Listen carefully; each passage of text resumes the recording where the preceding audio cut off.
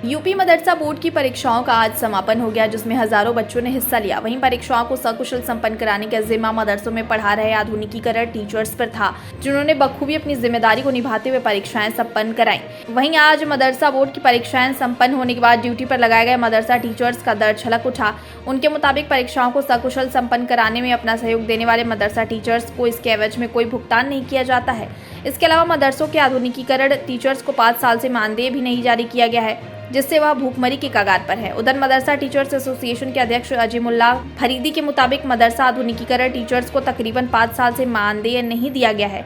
इसके अलावा परीक्षाओं में ड्यूटी लगाने के बदले उनको किसी तरह का भुगतान भी नहीं किया जा रहा है, जिसके चलते मदरसा टीचर्स परेशान है। उन्होंने बताया कि लंबे अरसे से मदरसों में अपनी सेवाएं दे रहे शिक्षक अब लाचार और मजबूर हैं। वह राज्य सरकार द्वारा दिए जा रहे महज 2000 और 3000 के अंशदान पर अपना जीवन गुजर कर रहे हैं। उन्होंने सरकार से अपील करते हुए कहा कि सरकार मदरसा आधुनिकीकरण टीचर्स की तरफ ध्यान देकर उनकी बदहाली दूर करे और उनका वेतन जारी करे। वहीं मदरसा टीचर नूर बानो ने कहा कि आज मदरसा बोर्ड की परीक्षाएं मुकम्मल हो चुकी हैं और उनकी पिछले 5 सालों से लगातार ड्यूटी लगाई जा रही है, लेकिन इसके बदले उन्हें कोई पैसा नहीं दिया जाता। साथ ही उन्होंने सरकार पर मदरसा टीचर्स के साथ सौतेला व्यवहार करने का भी आरोप लगाया है।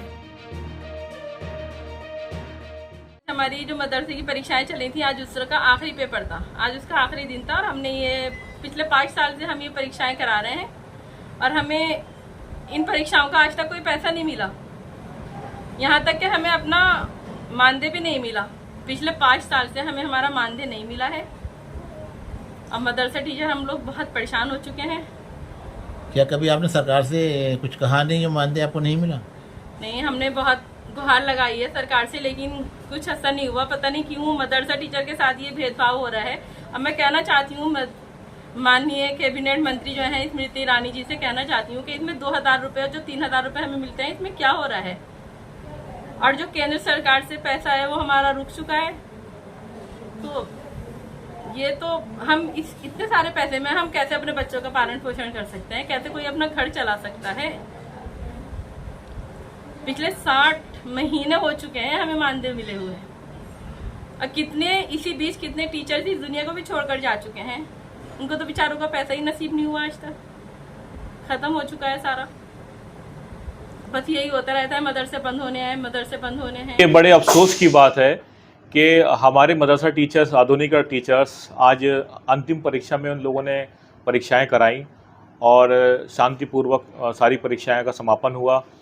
तो ये एक बड़ी बोर्ड की तरफ से एक कामयाबी भी है, लेकिन हमारे जो मदरसा टीचर्स हैं वो बहुत ज़्यादा परेशान है, क्योंकि ना ही उनको पिछले कई सालों से परीक्षा की कोई उनको पैसा मिलता है, और पिछले 5 साल से जो है मदरसा आधुनिक टीचर का वेतन रुका हुआ है। और इस वक्त अगर देखा जाए तो अभी केंद्र के अंदर जो स्मृति ईरानी जी जो इसकी कैबिनेट मंत्री हैं, उन्होंने मदरसा टीचर्स का बजट 160 करोड़ से घटा के 10 करोड़ कर दिया। यानी कि एक तरीके से सेंट्रल ने जो है अपने इस योजना को अपने पाले से मतलब ख़त्म करने की इसमें जो है वो कवायद इसमें शुरू किए हुए हैं। लेकिन एक बात ये समझ में नहीं आता है कि मदरसा आधुनिक टीचर 1993 से काम कर रहे हैं। मदरसा टीचर्स 1993 से आज उनको लगभग 27-28 साल हो गए, तो वो कहाँ पर जाएंगे? मंत्री को सोचना चाहिए कि हम अगर किसी टीचर्स की सैलरी को अगर रोक रहे हैं या उसका बजट कम कर रहे हैं, तो उनको ये भी सोचना चाहिए कि 26-27 साल से टीचर कहाँ पर जाएंगे। मदरसा आधुनिक टीचर किसी भी जैसे अगर MLC का जो चुनाव होता है उसमें भी हम जो है पार्टिसिपेट करते हैं, उसमें बड़े तादाद में जो है वोट देते हैं। अभी हरी सिंह ढिल्लो जी जो MLC का चुनाव हुआ था उसमें भी हमने उनको काफ़ी जो है सपोर्ट करवाया यूनियन की तरफ से। लेकिन अगर बात की जाए हमारे मसाइल की, तो हमारे मसाइल हल नहीं हो पाते हैं। आज मैं केंद्रीय मंत्री स्मृति ईरानी से कहना चाहूँगा कि आज के जो हालात हैं मदरसा टीचर की स्थिति वो दयनीय स्थिति है। मदरसा टीचर 2000-3000 स्टेट की जो तनख्वाह है उस पर काम कर रहे हैं। ऐसे में टीचर अपने घर परिवार को कैसे चला पाएंगे? एक देश के कैबिनेट मंत्री जो कि अल्पसंख्यक कैबिनेट मंत्री हैं, उनका ये दायित्व है। वो एक पार्टी की विशेष की मंत्री नहीं है, वो देश की मंत्री हैं।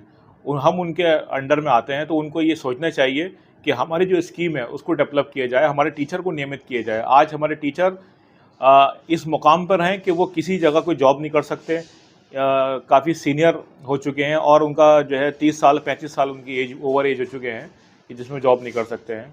तो हम लोगों का जो है जो मानदेय है, वेतन है, उन वेतन को दिया जाए और जो 5 साल से लगभग जो वेतन रुका हुआ है उस वेतन का बजट भी जो है रिलीज़ करें और इस स्कीम को जो है सही से सुचारू रूप से चलाने का प्रयास करें।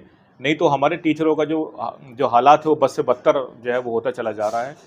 बस मैं यही कहना चाहूँगा कि जैसे आज हमारे टीचर्स ने परीक्षाएं दिलवाई हैं, आज इस मजबूरी में उन लोगों ने जाकर परीक्षाएं दिलाई हैं, तो उसका जो है मंत्री को संज्ञान लेना चाहिए और देश के प्रधानमंत्री महोदय भी इस चीज़ को देखें कि ये पंचवर्ती योजना है, प्रधानमंत्री के 15 सूत्रीय कार्यक्रम में ये शामिल है।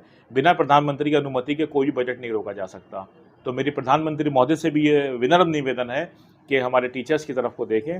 इसमें 20 लाख बच्चे ऐसे हैं जो इस योजना से अगर आधुनिकीकरण नहीं होता है तो प्रभावित होंगे। तो जिस तरीके से माननीय प्रधानमंत्री महोदय एक तरफ तो पसमानदा को अपने साथ जोड़ने की बात कर रहे हैं और दूसरी तरफ ये 20 लाख बच्चे जो पसमानदा हैं, जो मदरसा आधुनिक शिक्षा ले रहे हैं, उन बच्चों का क्या होगा। तो पसमानदा जिस तरीके से पसमानदा प्रधानमंत्री ने हाथ बढ़ाया तो पसमानदा ने भी हाथ बढ़ाया। तो प्रधानमंत्री को चाहिए कि पसमानदा बच्चों को महरूम ना करें और मदरसा आधुनिक टीचरों को जो है सिस्टमेटिक तरीके से उसको सिस्टम में लेकर आएँ और जो कोताहियाँ इस स्कीम में है उसको जो है दुरुस्त करने का काम करें।